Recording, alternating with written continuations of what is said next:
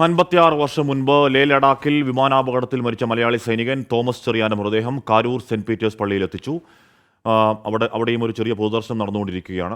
ഒരുപാട് പേർ അദ്ദേഹത്തെ കാണാൻ വേണ്ടി അങ്ങോട്ടേക്ക് എത്തുന്നുണ്ട്. അത് നാടിന് സൈനികന് ഒരു നാട് നൽകുന്ന അല്ലെങ്കിൽ നൽകേണ്ട വീരോചിതമായ യാത്രയപ്പ് എന്നതിനപ്പുറം 56 വർഷത്തെ നീണ്ട തലമുറകളുടെ കാത്തിരിപ്പിനൊടുവിൽ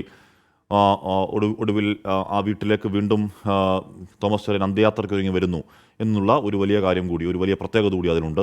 എ വി ജയശങ്കർ ചേരുന്നു. ജയശങ്കർ, എപ്പോഴാണ് പള്ളിയിലെ സംസ്കാര നടപടികൾ തുടങ്ങുക?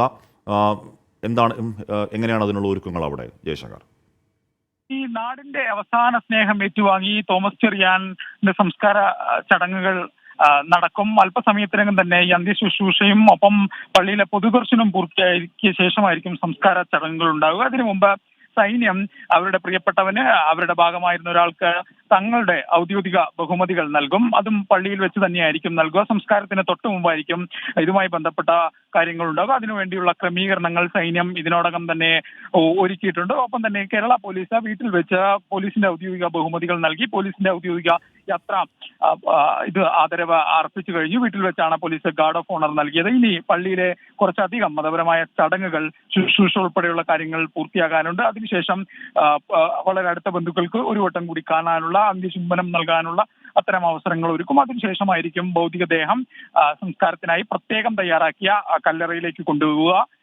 പള്ളിയുടെ പൊതു ശ്മശാനത്തിലല്ല, സെമിത്തേരിയിലായിരിക്കില്ല ഈ സംസ്കാര ചടങ്ങുകൾ നടക്കുക. പ്രത്യേക ഇടത്തിൽ പ്രത്യേകം തയ്യാറാക്കിയ കല്ലറയിലായിരിക്കും മറ്റ് ചടങ്ങുകൾ ഉണ്ടാകുക. വലിയൊരു ജനാവലി തന്നെ രാവിലെ ഈ ഭൗതികദേഹം ഇലന്തൂരിലെത്തിയ ഘട്ടം മുതൽ ഉണ്ടായ അതേ ജനാവലി ഈ പള്ളി അങ്കണത്തിലുമുണ്ട്. അവിടെയും നിരവധി ആളുകൾ തോമസ് ചെറിയാനെ ഒരു വട്ടം കാണാൻ, അദ്ദേഹത്തിന് വേണ്ട യാത്രയയപ്പ് നൽകാൻ എത്തിച്ചേർന്നിട്ടുണ്ട്. ഇത് ഈ നാടിനെ സംബന്ധിച്ച് വളരെ വൈകാരികമായൊരു വിഷയമാണ്, വൈകാരികമായ കാര്യമാണ്. 22 വയസ്സിൽ 18-ാം വയസ്സിൽ സൈന്യത്തിൽ ചേരുന്നു, 22-ാം വയസ്സിൽ മരിക്കുന്നു. നീണ്ട 56 വർഷത്തെ അനിശ്ചിതത്വം. അതിനുശേഷം വലിയ ചോദ്യത്തിന് ഉത്തരമായി 56 വർഷത്തിന് ശേഷം പഴയ 22-കാരൻ അന്ത്യയാത്രയ്ക്കൊഴുങ്ങി പള്ളിയിലേക്ക് വരുന്നു എന്ന വൈകാരികത അതിലുണ്ട്.